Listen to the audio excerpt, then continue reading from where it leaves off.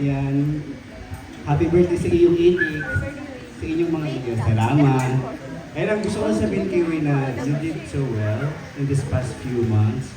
Kasi despite na habang nag-aaral ka, nag-work ka din for your own personal things, mga ginagawa mo. And si Wayne kasi guys, sobrang deep nitong person. So pag inawakan niyo siya, lulubog kayo. Kasi sobrang niya, like, gusto niya meron siya sa mga meaningful conversation. So if you want to be friends with, So anong meaning ng ano? if you want to be friends with Wayne, magkwentuhan lang kayo about life, madami yung masasabi. And madami rin kayo matututunan sa kanya. Yes, kaya dyan dahil sa iyo, may dictionary ka. Pero yun, kaya lang yung mga simpleng bagay na para makilala niyo si Wayne. Especially sa mga bagong Twinkles, kasi parang nakita ko mga bagong faces dito ng Twinkles na itik eh. Kaya welcome po sa Twinkles family and sa mga itikan dyan. Ayun. Mamaya meron kayong feeds later. Mga itik kasi. So yun, happy birthday and enjoy your day. Enjoy your month kasi sumobra ka na. Oo, ilang linggo na. Hindi kasi tama lang na pinush nyo kasi pag ito natuloy, this August, next year na. Hindi legit nga kasi pag September, bawal na kasi mag-overlap kasi may mga mag-birthday in September. Tama ba? Wala ba? Joke lang pala yun. Hindi, pero yun.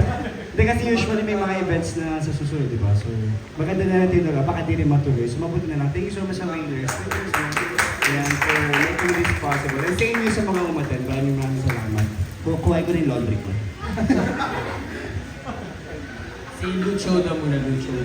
Lucho, yung masabi mo. Ay. Wak-wak yan.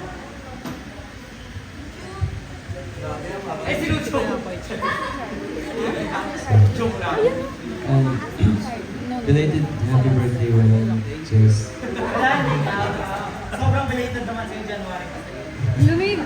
Yan lang, belated happy birthday, Wayne. Siguro ang masasabi ko lang is don't worry. Be happy.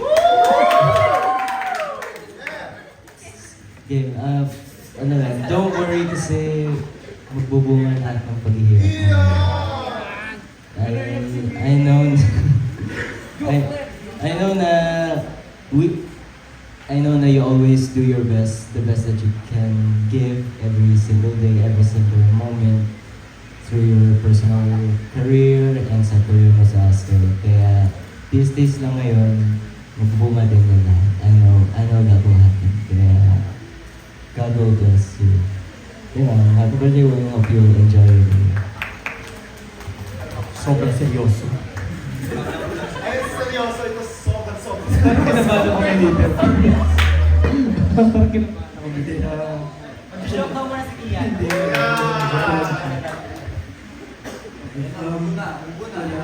Ano sabihin ko sa'yo? Hindi, siguro si Wayne yung unexpected friend ko sa Aster. Kasi sa Dreammaker parang hindi naman kami nagkaroon talaga ng interaction. No? Parang wala kaming ganung moment sa Dreammaker. Tapos, nag-Aster kami unexpectedly. Nag-click yung namin nun sa ilang days, weeks, months na kami nagsama lumalabas. Tumira din kami sa Tondo ng ilang months. Parang mag-isang taon na kami magkasama sa isang bahay ni Wayne. So, alam ko lang talagang routine nito. Alam ko kung sino yung kinikita natin sa labas kahit hindi siya nagpapaalam.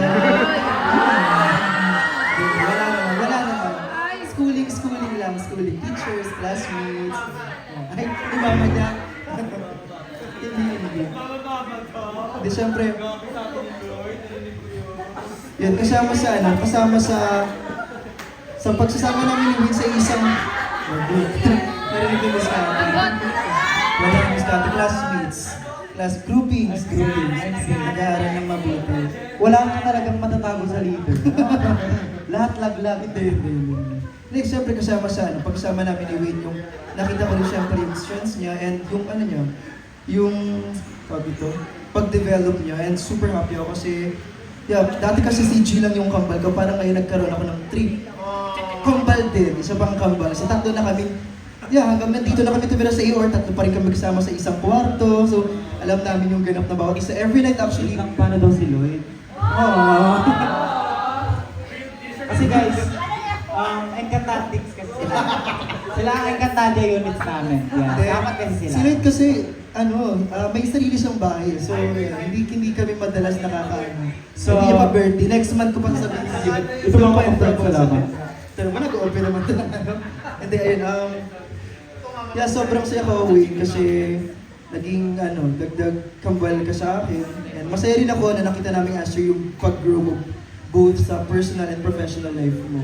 Siguro ang i-wish ko lang kay Wayne, kasi si Wayne, sobrang babaw ng kasiyahan nito. Parang simple, leader ni Peng yung pulburon, sobrang saya niya na doon. Leader ni Peng yung Choco Tops, sobrang saya niya na doon. As in, sa kahit maliliit na bagay, sobrang saya niya. Pero, yun, ang i-wish ko siguro kay Wayne, sana wag dumating sa point na mas unahin mo yung kasiyahan ng iba more than your happiness, your own happiness. Kasi yun yung madalas kong nakikitang sa'yo, negative sa'yo. For me, mas palagi mong nauuna yung happiness ng iba more than sa happiness mo. And yun, masaya kasi kami na lagi kang masaya. Masaya naman kami na inuuna mo yung iba, pero syempre mas masaya kami kung minsan unahin mo din yung sarili mo. Alam kasi natin si Wayne na sobrang babaw ng kasiyahan nito. Ng luha din. Kaya umiiyak na siya ngayon. Hindi, actually si Wayne yung isa sa mga siguro sa emotion, siya yung pinaka-weak sa amin. As in, madali siyang masaktan, madali siyang ma-offend. Hindi naman super sensitive, pero yeah, madaling tumama sa kanya yung mga emosyon. Kaya nakita rin namin, siguro kung may pinaka-api sa amin, siya yun. Siya yung parang laging, ano naman yung bunso namin. And siguro more than pagiging bunso, si Cream mukha lang yung bunso, pero feel ko, for me, ang bunso talaga si Wayne. Si Wayne sa emotion. Ito kasi sobrang top. Wow! Di ba hindi na siya bunso? Di ba? Mas panganib pa siya sa panganay. Hindi, sa birthday mo, ikaw naman yung bunso. Yun lang, feel ko mahaba na. Pero, yeah, sobrang saya ko. Thank you so much, Wayners, again, yung pag-celebrate nga ng birthday nito kasi deserve din naman ni Wayne talaga i-celebrate ng kanyang birthday. And we hope na sa lahat po na sumusuporta kay Wayne, patuloy niyo siyang supportahan kasi, gaya ng sinabi ni Jeep, meron kasing 4 na core sa amin. Diba? Si Kicha, Tati, Charlie, ako, at si Jeep. Tapos siguro pang 5 core na masabi ko si Wayne kasi isa si Wayne sa sobrang daming ginagawa sa Aster. Siyempre birthday mo ngayon. Hindi, pero yeah, thank you so much Wayne sa lahat ng ginagawa mo for Aster. And yeah, sobrang na-appreciate namin lahat ng ginagawa mo sa amin. And hindi siguro mag-grow and maging strong and maging productive ang Aster kung walang Aster Wayne. Maraming salamat din, Ate Abel. Thank you so much. At wag